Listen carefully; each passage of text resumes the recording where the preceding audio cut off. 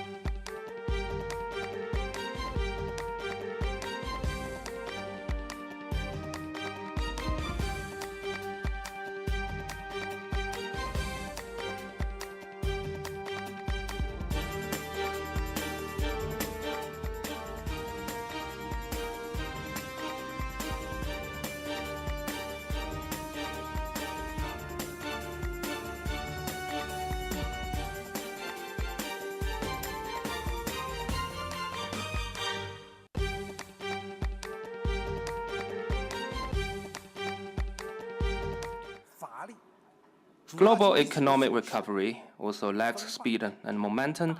Major economies are performing unevenly. Commodity prices are going through frequent fluctuations, and signs of deflation have made the situation even worse. In fact, many people are quite pessimistic about the future of the world.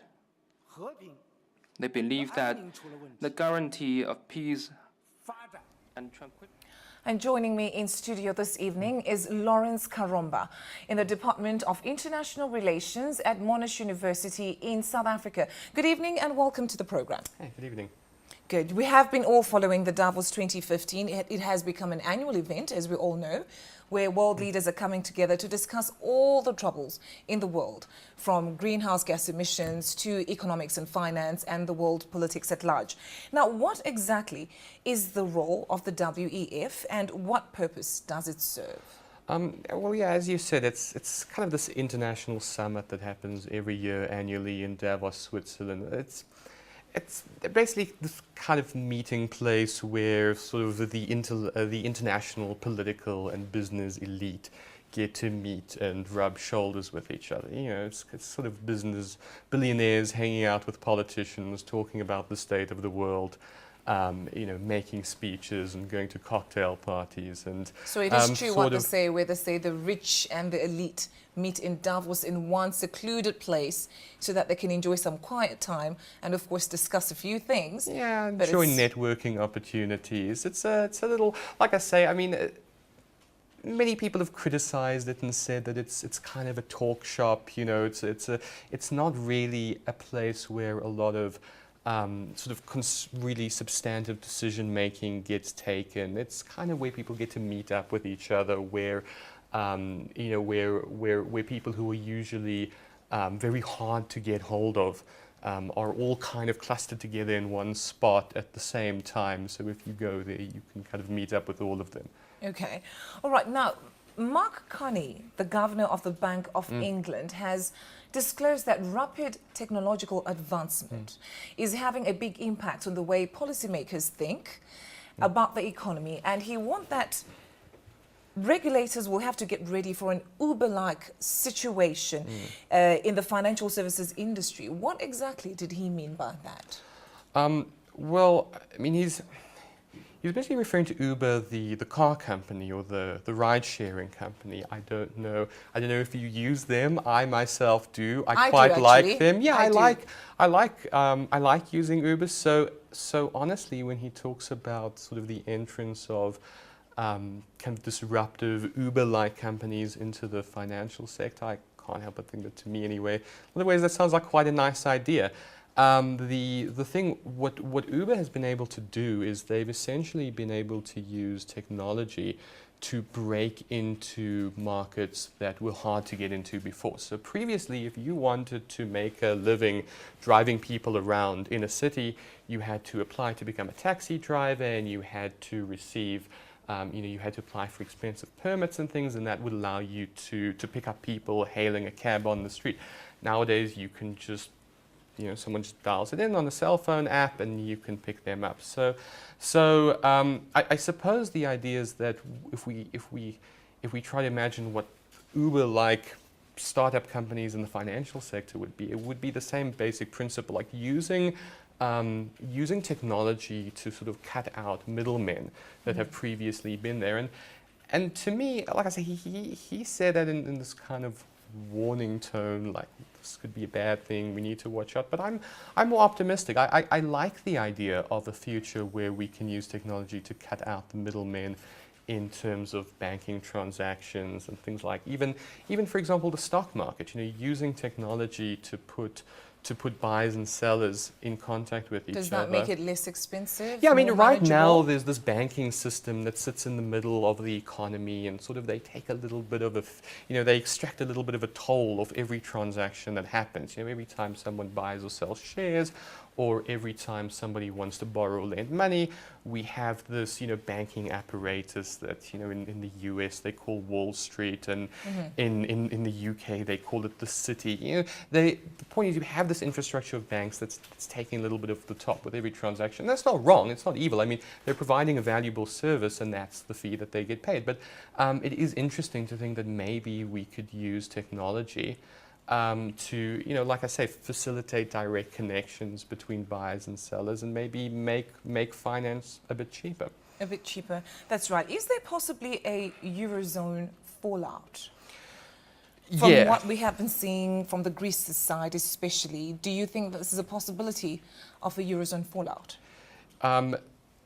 Yeah, definitely. The situation right now is that we're heading into this Greek election, and all of the polls say that the left-wing party, the anti-austerity party, is looking to is probably going to win, and they have threatened that if they do win the election, they want to renegotiate the terms of the Greek bailout package. So this is basically it's a pro-anti-austerity election, and the problem with this is that the Germans, who the renegotiation would be happening with, have said pretty straightforwardly that they're not willing to entertain any renegotiation at all of the terms on which Greece is paying back all their money. So we do seem to be heading towards some sort of impending collision, and it's hard to say what might happen.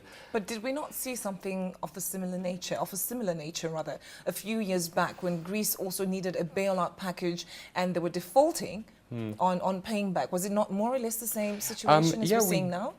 We did, but I think the difference now is that several years have gone by and the Greeks are fed up. The way they see it, they've endured 6 years of austerity and high taxes and economic recession, and they are tired of this, and they want to go back to some sort of normalcy.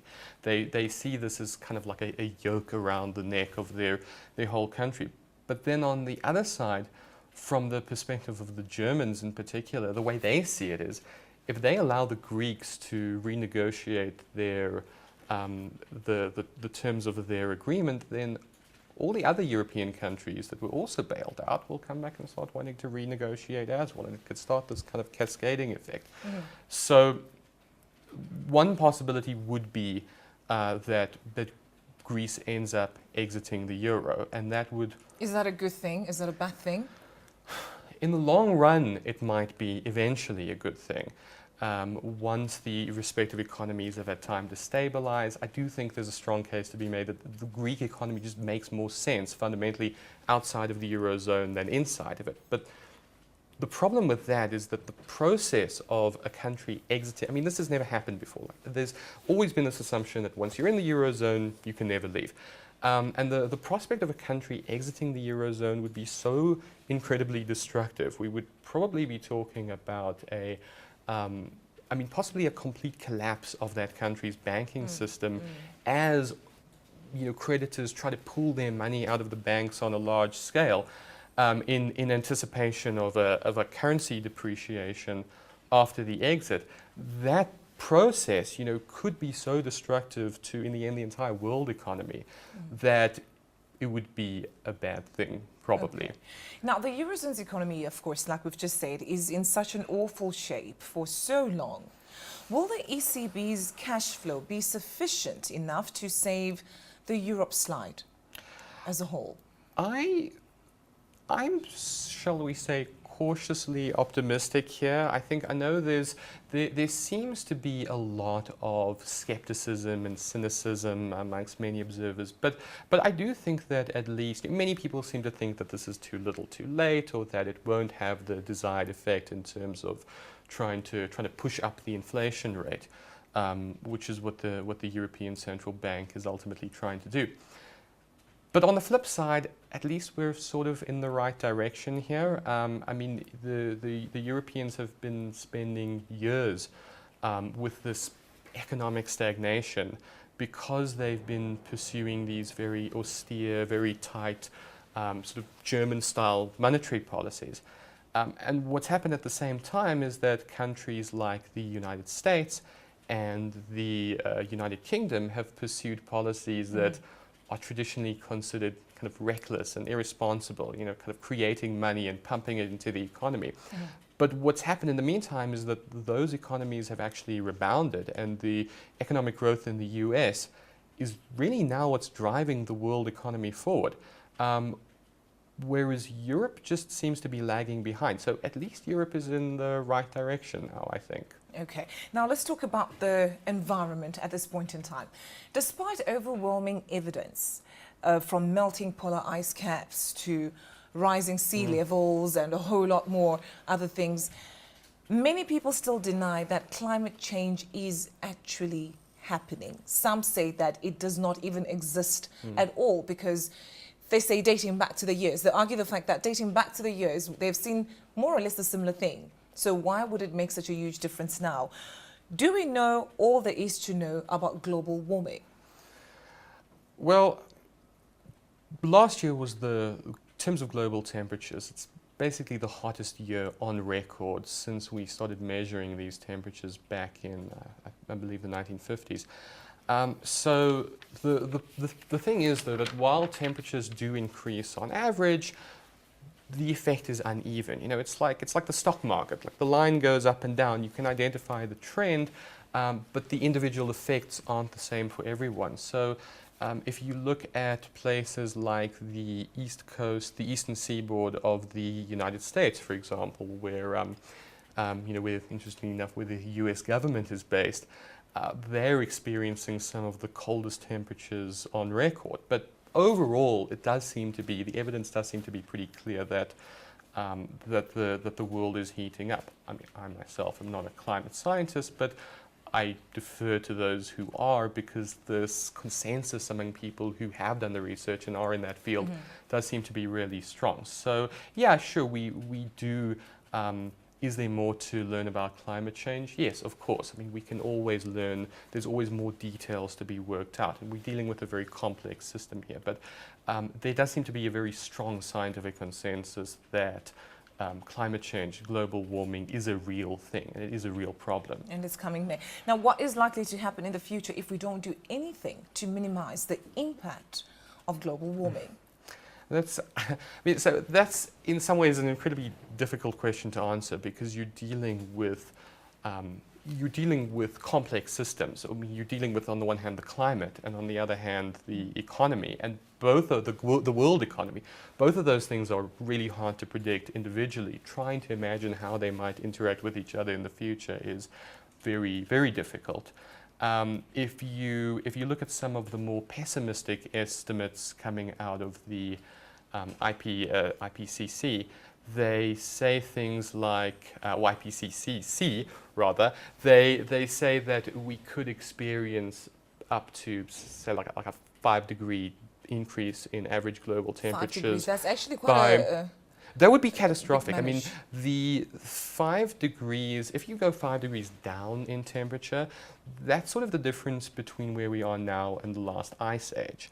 In increasing global, I mean, adding 5 degrees, Yeah. it's difficult to say exactly what the climate would look like, but it would evidently be bad. I mean, that said, those estimates on the more pessimistic end of the spectrum, and I suppose we can hope that it won't be quite that bad, but even if we look at more moderate levels of climate change, we're still looking at things like, possibly increased flooding in low-lying areas. Which we're actually seeing in Yeah. today's world. There's so much natural disasters going on. One wonders what could be causing it. Perhaps that's the answer, climate change. Again, you can't, it's hard to say, to point to any particular monsoon or hurricane, for example, and say that this particular one is caused by climate change, but the weather can get more unstable. You're looking at low-lying island states, for example, that are losing all of their arable land because of the rising water table. You're looking at potential desertification and loss of farmland in hot parts of the world like Africa.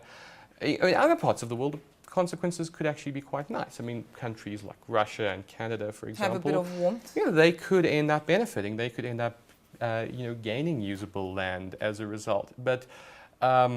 But overall, so this is part of the problem. That's why it's hard to find a political solution, because not every country experiences an equal level of harm. Okay. Now, talking about another story, another topic that was also top of the agenda at the Davos 2015 WEF is the plummeting oil prices. While shale gas has made U.S. increasingly, the energy self-sufficient type of a country, what does this mean for the world's shift in renewables, energy renewables that is, and the role played by the fossil fuels in our energy mix? Will nuclear energy completely disappear? There has been debate about it, concerns of the safety and the storage of nuclear, possibility of some people using it for war purposes instead of energy purposes.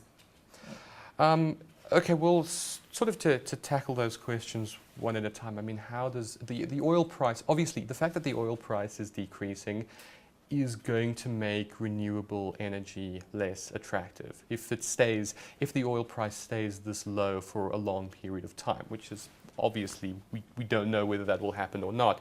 But if this is kind of the new normal, then there will be kind of reduced incentives for people to do things like, switch to electric or hybrid cars, or use other forms, switch to solar power, create new forms of generators. All of those incentives start to fade away. So it's both, obviously there are important positive consequences. I mean, everybody who has a car is probably very happy about the decreasing petrol price right now, and to the extent that it gets the world economy restarted, if it provides some sort of economic stimulus and maybe helps to decrease poverty in some parts of the world, then yeah, obviously those are all good things. But there is this potential cost in global warming, so it might have to be offset by some sort of government subsidies of renewable energy or something along those lines.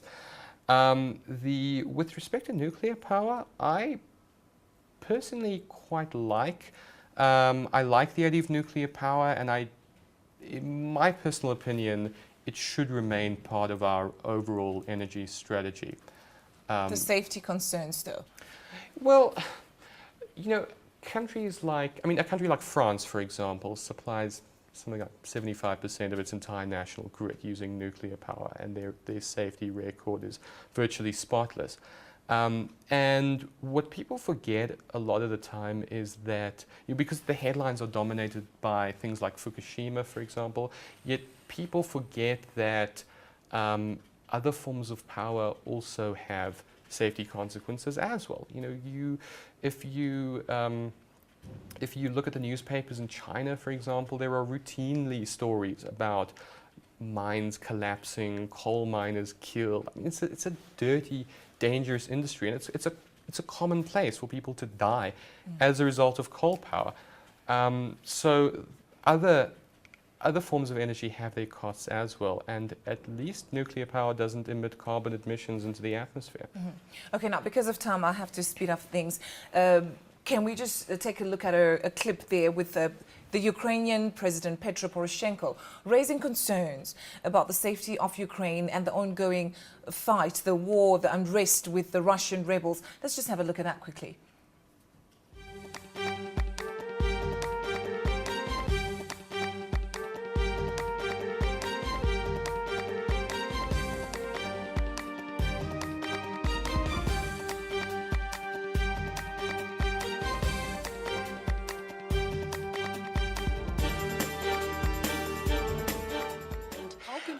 This year has actually started with a bang that woke up us up and shook us to the core with this terrible attack against Jewish citizens and also against the journalists in Paris, against police forces. That shows us all that we are facing challenges that stop not at the borders of Europe, not in the borders of the United States, but that is indeed a global fight, the fight against Islamist terror. And these attacks, I think, have woken us up thoroughly, and we have seen this very impressive demonstration in the streets of Paris with millions of Frenchmen and French citizens. And I think it has shown very clearly how much we felt with the relatives of those who were killed. But we also stood up for our values of freedom of the press, of freedom of democracy, freedom of religion, freedom of expression. And we also had to learn, as we had to learn during the year 2014, that those matters that we've always taken for granted, also in Europe, also in the democracies of the West, needs to be fought for time and again, needs to be defended time and again. Point number one, immediate ceasefire. Point number two, from the touchline on the 5th of September, we should immediately withdraw the heavy artillery and weapons. Point number three, immediately release all the hostages which is illegally kept on the occupied territory and on Russian prison. They kept my officer, including the pilot Nadia Savchenko, which is doing nothing wrong but defend their own country. And they was captured, delivered to Russia, and illegally detained in Voronezh prison. And this national hero of Ukraine has a hunger strike for the 38th day today. And the only thing we demand in the Minsk Memorandum, immediately release all the hostages. Point number four, very important point. I promise you, we will have absolutely clear and stable situation in Ukraine if Russia fulfill point number four. Close the border and withdraw all the foreign troops from my territory. Because now, and the data of our intelligence confirmed by the independent sources, we have more than 9,000 troops of Russian Federation on my territory, including more than 500 tanks and heavy artillery.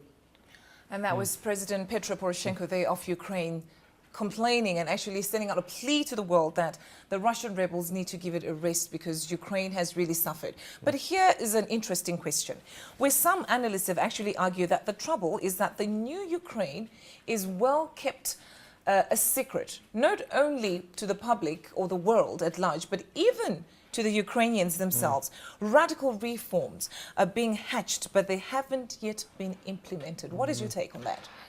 Okay, look, I think very quickly, Ukraine has two major problems, or they have two sets of problems, rather. The one is they have problems stemming from within their own country, and this is really a 20-year legacy of inefficiency and corruption and crime.